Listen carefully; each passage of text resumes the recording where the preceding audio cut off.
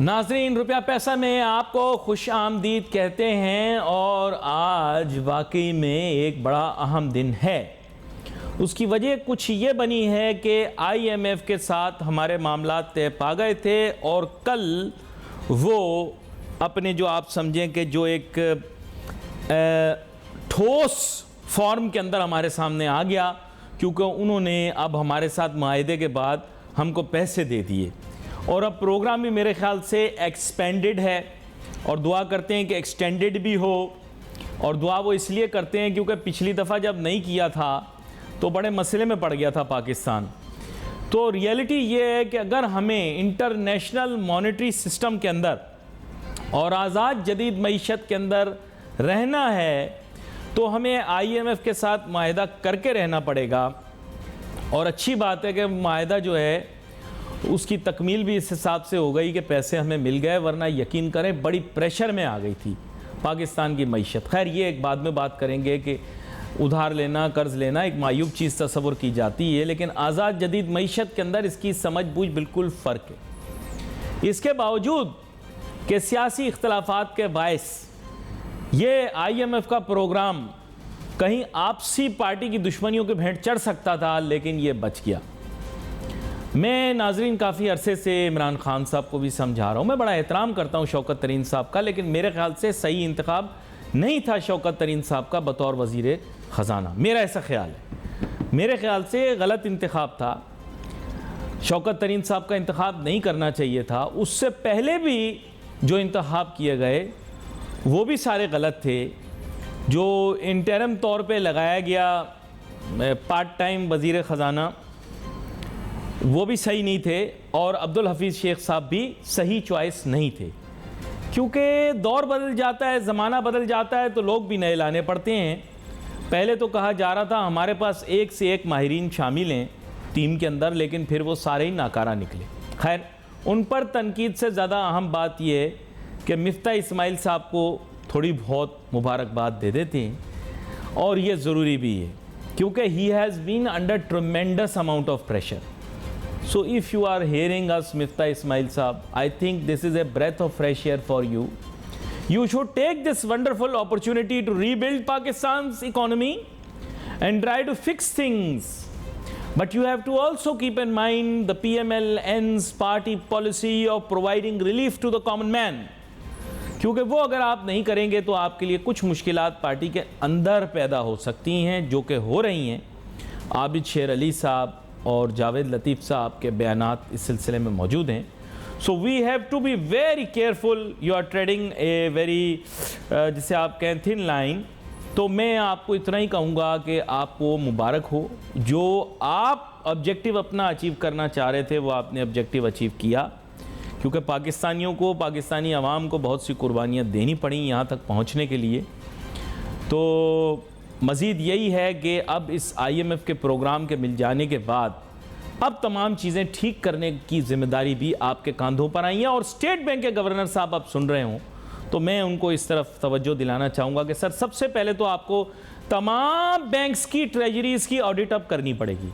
हो गया माजी में जो होना था, खौफज़दा कर रहे थे बैंक कि जी अगर आप हमारी ऑडिट करें, या ऐसे मुबैना तौर पर बात हो रही थी तो बैंकिंग सिस्टम पर हर जा सकता है। लेकिन मेरे ख्याल से अभी जो मौजूदा स्टेट बैंक के गवर्नर हैं, मैं उनसे दरख्वास्त करना चाहूँगा कि तमाम बैंक्स की ट्रेजरी के डिपार्टमेंट्स की ऑडिट की जाए, सख्ती से ऑडिट की जाए।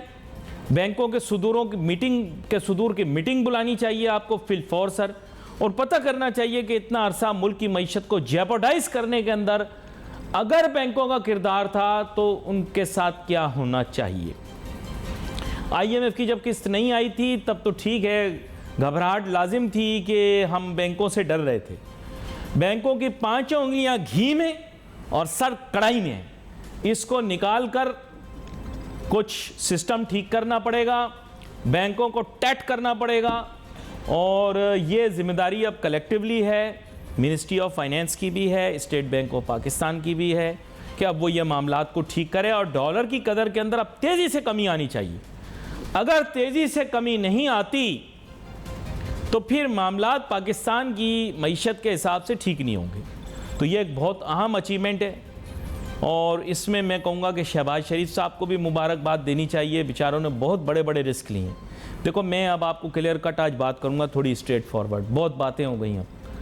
शहबाज शरीफ साहब की भाई तस्वीर भी लगा दें, साथ उन्हीं को मुखातिब किया हुआ, सुन भी रहे होंगे प्रोग्राम इंशाअल्लाह ताला। आपको पता है मेरा प्रोग्राम सारे वज़ीर आज़म, सुदूर, इस्लामाबाद और गिरदो नवा के सारे शहर, वाक, टैक्सिला और ख़ास तौर पे पिंडी में लोग देखते हैं। लोगों को पहले मजाक लगता था, लेकिन अब तो नई दिल्ली तक मेरा प्रोग्राम देखा जाता है और वहाँ भी मैं हिला के रख देता हूँ। अल्लाह का बहुत करम है, अल्लाह का बहुत करम है। तो यहाँ पर मैं ये कहना चाहूँगा कि गौर से सुने, शहबाज शरीफ साहब मेरे ख्याल से one of the best chief ministers of Punjab रहे, और मेरी पहले भी राय चौधरी परवेज़ साहब के बारे में भी अच्छी थी, लेकिन शहबाज शरीफ साहब ने बड़ा काम किया यार। जो एक बात है, लोग कहते हैं जी उन्होंने लाहौर में काम किया, यहाँ काम किया, वहाँ काम किया। भाई इस बंदे को काम करना आता है। ऐसे ही जो है मैं बहुत इस चीज़ को माइंड करता हूँ कि यार सियासी दुश्मनी में आकर आप एक बंदे का किया हुआ काम जो है उसको आप ख़राब कर रहे हैं। यकीन करें ये बहुत अहम अचीवमेंट्स हैं। शहबाज शरीफ साहब ने वाकई में लाहौर की डेवलपमेंट, पंजाब की डेवलपमेंट, उसके लिए बहुत काम किया है। सेंट्रल पंजाब मैं बात करूँगा, देखो मेरे शहर से ही इनकी पिछली दफ़ा की सीट तो मेरे शहर से सरगोदा की थी, ठीक है। तो वहाँ जो है और काम की गुंजाइश भी है। मैं शहबाज शरीफ साहब से भी दरख्वास्त करूँगा कि सर आपको अभी भी मौका मिला, अगली दफ़ा भी मौका मिलेगा, प्लीज़ आप जो हैं वो हमारे सरगोदा शहर की तरक्की के लिए ज़्यादा से ज़्यादा काम करें। मीडिया पे कम लोग हैं, एक वो हबीब अकरम है, वो भी अब पीटीआई की तरफ चला गया है। मैं भी किसी के साथ किसी के ख़िलाफ़ नहीं हूँ, पहले वो नून लीग के साथ होता था, अब सुनाए ये जो जुनूनी बच्चे हैं सारे खिलाड़ी, ये सब उसकी वीडियो देखते हैं अब हबीब अकरम की। पहले ये बड़ा खिलाफ था इमरान खान के। सर एंकरों को कुछ दे दिला दिया करें सर, ये लोग चुप हो जाते हैं। ये जब नहीं देते ना सर तो फिर ये खिलाफ हो जाते हैं, यही सिस्टम है। अब सारे राज नहीं हम बताएंगे, और प्रोग्राम मिजाइया नहीं है, प्रोग्राम संजीदा है। अहम बात ये थी, मैंने जो बात करनी थी वो मैंने कर दी। मैं एक्नॉलेज करता हूँ इस बात को कि शहबाज शरीफ साहब एक अच्छे वज़ीर आला थे, उन्होंने बहुत काम किया, और इसके बावजूद कि अपोजिशन में पंजाब असम्बली में मौजूद हैं, लेकिन we should recognize his efforts. और वफाक के अंदर भी बंदा अगर काम करके दिखाएगा, मैं आपको बता रहा हूँ ये मेक और ब्रेक है शहबाज शरीफ साहब के लिए। अगर अच्छा काम करके दिखा दिया तो एडमिनिस्ट्रेटिवली शहबाज शरीफ साहब का नाम जो है वो बेहतरीन रहेगा। अनफॉर्चुनेटली एडमिनिस्ट्रेटिव अथॉरिटी रिड्यूस हो गई है due to Punjab in the hands of PTI. अब वो अनफॉर्चुनेट इनके लिए है, लेकिन फॉर्चुनेट दूसरी तरफ पंजाब के अंदर चौधरी परवेज़ के लिए है, जो अपना दिल बड़ा करें, मिल के काम करो भाई पाकिस्तान के लिए।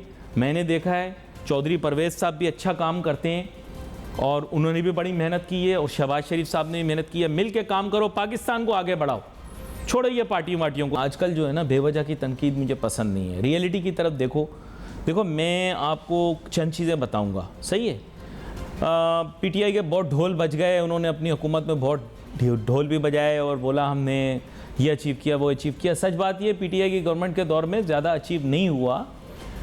बस ठीक है, उनके बारे में भी कभी फिर बात करेंगे। They are not the topic of discussion today. Topic ये है कि अब आप देखो, मैं आपको एक बड़ी अहम अचीवमेंट बताता हूँ। पीएमएल-एन की गवर्नमेंट के अंदर देखो, जो ये मोटरवे बनी है ना, जिसे ये लोग जोक समझते हैं, यकीन करो ये जोक नहीं है। ये बड़ा ही अहम मौजू है और ये बहुत ही अहम मंसूबा है इस मुल्क की तरक्की के लिए। क्यों मंसूबा ज़रूरी है तरक्की के लिए, और आगे मैं इसके ऊपर क्यों बात करता हूँ कि पाकिस्तान के अंदर वो जो ये इसको दिखाते हैं अपनी कामयाबी के लिए, जो है वो बड़ी अहम बात है। खैर इस पर बात करते हैं। साबिक गवर्नर सिंध जनाब मोहम्मद ज़ुबैर साहब, नून लीग के अहम रहनुमा, और जनाब नवाज़ शरीफ और मरियम नवाज़ शरीफ साहिबा के जो हैं वो रिप्रेजेंटेटिव भी हैं, स्पोक्स पर्सन भी हैं। वेलकम करता हूँ सर आपको शो में। जी सर। वालेकुम अस्सलाम। मोहम्मद ज़ुबैर साहब, अब मेरे ख्याल से आपको हम कॉन्ग्रेचुलेट कर देते हैं कि आपका IMF का जो मिशन था वो कामयाब हो गया। इसके बाद अब एक अच्छा लॉन्च पैड मिल गया है इकॉनमी को रिकवर करने के लिए। इसके बावजूद कि there has been some it's been a bumpy road, it's been difficult for you and your political party, लेकिन ये कि अब मेरे ख्याल से कुछ बेहतरी की तरफ जा रही है बात। मैं चाहूँगा इसके ऊपर आप तबसरा भी करें अपनी कामयाबी के ऊपर, और इससे आगे कहाँ ले जाना चाह रहे हैं इस पर भी बताएं। जी, एक तो मिशन अकम्प्लिश तो नहीं मैं कहूँगा, जी, क्योंकि जाहिर सी बात है एक हुकूमत को तो बहुत से चैलेंजेस होते हैं जी, और अगर सिर्फ मईशत को ही देखें तो उसमें ये फॉरेन एक्सचेंज के हवाले से जो चैलेंजेस हैं वो एक है, महंगाई है, बेरोजगारी है, दूसरे इश्यूज हैं। सो मिशन अकम्प्लिश तो मैं कहूँगा तो वो तो कोट होना शुरू हो जाएगा, ये तो सिर्फ कर्जे लेने की बातें करते हैं। बट IMF बहुत इम्पोर्टेंट था क्योंकि जाहिर है वो आपके कंट्रोल में चीजें नहीं होती हैं, वो एक इदारे के कंट्रोल में होती हैं जी। और उनकी टफ शराइत जो है उनको भी एक्सेप्ट करना पड़ता है और पॉलिटिकली उसके लिए प्राइस भी देनी पड़ती है। तो सख्त फैसले यही होते हैं कि जिसकी पॉलिटिकल प्राइस भी देनी पड़े। दूसरी चीज है IMF आपके सुनने वालों के लिए भी कि वो लोग कहते हैं यार $1 बिलियन तो रेज वैसे ही कर लें, आप इतना जोर से बचा रहे हैं, क्योंकि IMF एक स्टैंडर्ड बेंचमार्क हो गया दुनिया के तमाम इंस्टीट्यूशन के लिए। और इवन वो ममालिक जो कि डायरेक्टली भी हेल्प करना चाहती हैं कि जी, क्योंकि एक दफा आपने IMF का टेस्ट पास कर लिया तो वो सब यही एज्यूम करते हैं कि इनका जो फाइनेंशियल सिचुएशन है उसके हवाले से भी, फ्यूचर कमिटमेंट्स के हवाले से भी, पॉजिटिव कमिटमेंट्स के हवाले से भी enough has been done by the country and therefore अगर कल को हम बॉन्ड्स रेज करने जाते हैं या किसी और फाइनेंशियल इंस्टीट्यूशन के पास जाते हैं या फ्रेंडली कंट्री के पास जाते हैं तो वो हमने बेंचमार्क अचीव कर लिया, ये बहुत बड़ी कामयाबी है। अब जाहिर सी बात है चैलेंजेस तो होंगे, रहेंगे और अल्लाह करे कि आगे की जो चंद महीनों में बेहतरी आनी शुरू होगी इकोनॉमी में। अच्छा, यहाँ पर एक अहम नुक्ता है जिसकी जानिब आपको ले जाना चाहूँगा। Now you are faced with a very complicated challenge. Pakistan के अंदर फ्लड्स की वजह से जो डैमेज हुआ है, it's going to impact Pakistan GDP as well, Pakistan agricultural sector as well. ये एक बहुत बड़ा सेटबैक इस लिहाज से होगा कि जहाँ आपको एक बड़ा इंपॉर्टेंट लॉन्च पैड मिला है, वहाँ पर आपके पास आपको इतने बड़े चैलेंज का सामना करना पड़ेगा। Is there a game plan or a program or a system in place to confront this kind of a challenge? इसमें देखें जी, ये तो सब आपने बिल्कुल सही कहा कि बहुत बड़ा चैलेंज होगा। अब उसका जो तखमीना लगाने के बाद डिटर्मिन किया जाएगा। एक दफा ये सैलाब की सूरत हाल थोड़ी सी सेटल होगी इन सेंस के जब आप अंदाजा लगाएंगे कि क्रॉप्स को कितना पूरे तरीके से अफेक्ट हुआ है और क्रॉप्स में भी डिफरेंट क्रॉप्स हैं कि वो उनका फिर किस तरह से हम रिप्लेनिश करेंगे, इंपोर्ट करेंगे, कितनी करनी पड़ेगी, कितना फॉरेन एक्सचेंज चाहिए होगा। इसमें एक दूसरा तो वो एक दफा वो हो जाए, फिर जाहिर सी बात है रिहेबिलिटेशन है लोगों की, रिकंस्ट्रक्शन है इंफ्रास्ट्रक्चर की, चाहे वो रोड्स हैं, डैम्स हैं या लोगों के घर टूटे हैं। तो इससे मतलब बहुत बड़े लेवल पर डैमेज है। लेकिन इस वक्त अगर आप मेरे से पूछेंगे, कुछ लोग नंबर्स बताना शुरू कर दिया उन्होंने, वो कह रहे $4 to $5 बिलियन का ओवर एग्जैजरेट कुछ लोगों ने कर दिया है, कुछ लोगों ने मतलब अभी कह नहीं सकते ना। अभी पानी जब खत्म होगा तो फिर अंदाजा होगा कि क्रॉप्स कितनी खराब हुई हैं। मैं पूरे पाकिस्तान की बात कर रहा हूँ, कुछ जगह का तो शायद अंदाजा हो जाए कि पूरी की पूरी डिस्ट्रॉय हो गई हैं, 50% हुई है, 60% हुई है। तो रियल मानों में जब डिटर्मिन करेंगे तो आप जब इवन IMF के पास भी अगर दोबारा जाना होगा मुख्तलिफ चीजों के लिए तो उनको एक प्रोफेशनल ज़ाहिर इनपुट चाहिए होगा ना।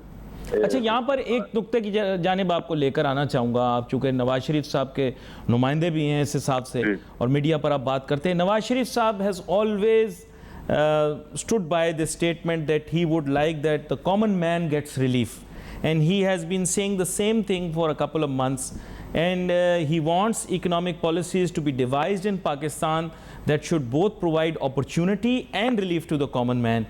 Is there anything being done to achieve this goal through policies? जी बिल्कुल, देखिए इसमें तो कोई शक नहीं है। जो नवाज शरीफ एक होता है ना कि सब लोग, मेरे नहीं ख्याल है कोई ऐसा शख्स होगा पाकिस्तान में जो दर्द ना महसूस करे कि रिलीफ देने के हवाले से, लोगों की मुश्किलात को समझने के हवाले से। और एक होते हैं, कुछ लोग होते हैं जिनको सही मानों में दर्द महसूस होता है कि वो टेम्परेरी तौर पर भी देखना नहीं चाहते कि लोगों को बिजली के बिलों के हवाले से, पेट्रोल की प्राइस के हवाले से, इलेक्ट्रिसिटी बाकी गैस की प्राइस के हवाले से टेम्परेरी तौर पर भी शॉर्ट रन में भी कोई मुश्किलात हों। तो Nawaz Sharif has always been उस तरह से आप कह सकते हैं pro people centric economic policies के हक में। और इसी वजह से जब वो 2013 से लेकर 2018 का दौर था, तो आपने देखा कि inflation was one of the lowest in history. और उसकी बुनियादी वजह ये थी कि वो हमेशा ही कहते थे कि for a third world country, हुकूमत के लिए, रूलर्स के लिए जो नंबर वन ऑब्जेक्टिव होता है वो महंगाई में कमी होता है, महंगाई को कंट्रोल करना होता है, क्योंकि वो तो फिर आम लोगों को, और खासतौर पर अगर आप कंसिडर करें कि कितने लोग हैं जो गुर्बत की लकीर से नीचे हैं, कितने लोग हैं जो लोअर मिडिल क्लास में हैं या मिडिल क्लास में हैं, तो वो क्रश हो के तो आप कोई चीज अचीव करने से कोई आप फखर नहीं महसूस करते। तो yes, I mean that is the emphasis कि जी जल्द से जल्द रिलीफ दिया जाए लोगों को। लोगों ने मुश्किलात बर्दाश्त की हैं। असल में तो जब हम कहते हैं ना सेक्रीफाइस, तो सेक्रीफाइस तो वो आम लोग करते हैं ना। जो एलीट होता है वो तो सेक्रीफाइस नहीं करता। आम लोग जो होते हैं, जिनको पेट्रोल का 1 लीटर भरवाते हुए महसूस होता है कि कितना बढ़ गया है, और अब उनके मंथली जो बजट है उस पर कितना इफेक्ट होगा, तो सेक्रीफाइस तो वो करते हैं। अच्छा, तो एक मेरी रिक्वेस्ट थी आपसे, वो ये थी कि आप बड़ा तहम्मुल से और बड़ी तहम्मुल मिजाजी से बात करते हैं। मैंने देखा है यू ऑलवेज इंश्योर कि कोई पब्लिक सेंसिटिविटीज़ जो हैं वो हर्ट ना हो। तो ये पब्लिक स्टेटमेंट्स जो अमूमन इस वक्त आपकी गवर्नमेंट की तरफ से आती हैं, उसमें कहीं ये लैग कर रही होती है पब्लिक सेंसिटिविटी का इशू। तो काइंडली एड्रेस दिस। ये बड़ा अहम है जो बात आपने अभी की ना, कि लोगों को तासुर ये जाना चाहिए कि उनके हक में काम हो रहा है, और इस मामले में कोई मतलब ये कि इफ्स एंड बट्स ना हो, कोई सार्केज़म ना हो। क्या कहते हैं आप? बिल्कुल, देखें ना, ये तो सबसे ज्यादा इम्पोर्टेंट है।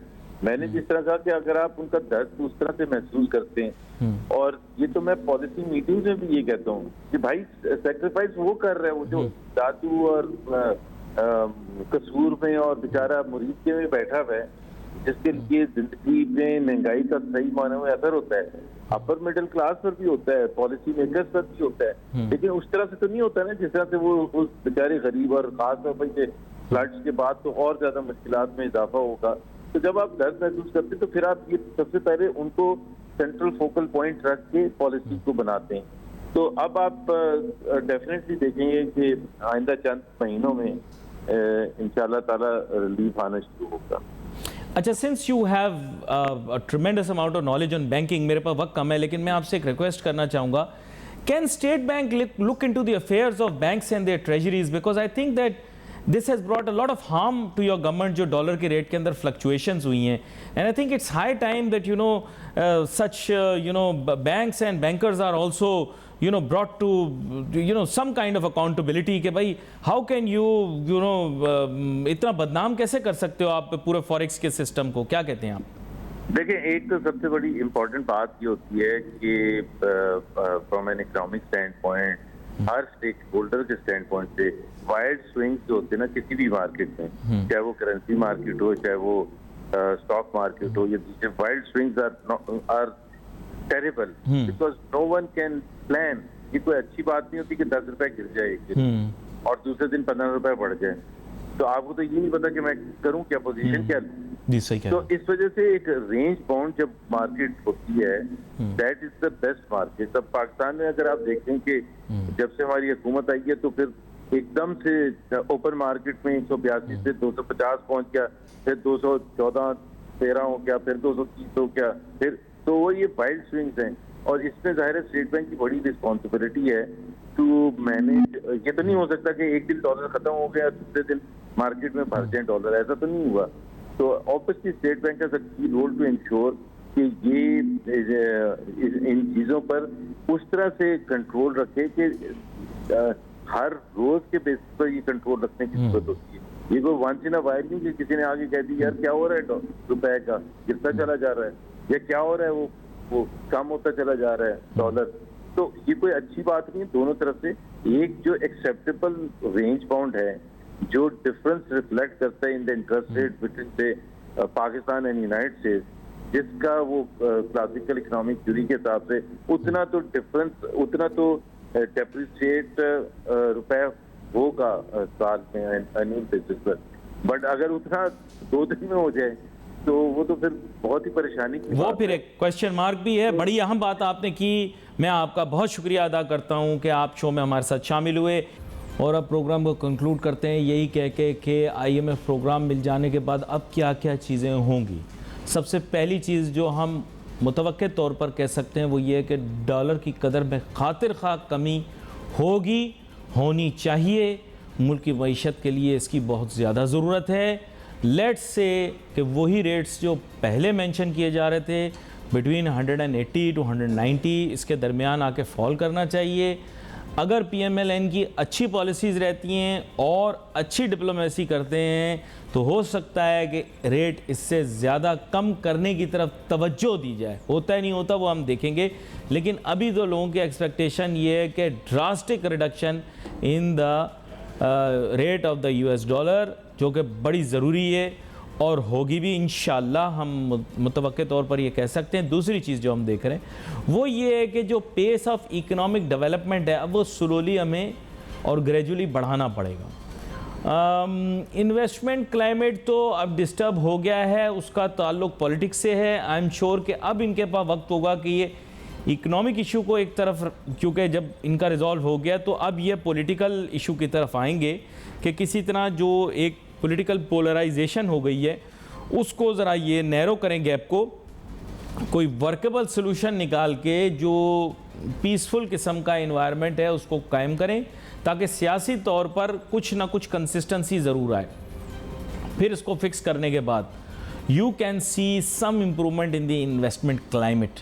लेकिन as of now investment climate के बारे में नहीं कहते, लेकिन इकोनॉमिक ग्रोथ के लिए जो एक प्लेटफॉर्म चाहिए वो अब पाकिस्तान को मिल जाएगा। अब आगे देखते हैं क्या होता है। दीगर ममालिक हैं, उन्होंने भी बहुत सारी कमिटमेंट्स शायद की थी कि अगर IMF प्रोग्राम के अंदर पाकिस्तान दाखिल हो जाता है तो फिर हमें पैसे मिलेंगे, तो वो भी हम देखेंगे। FATF के अंदर पाकिस्तान पहले ही निकल चुका है। So these are two good things that have happened.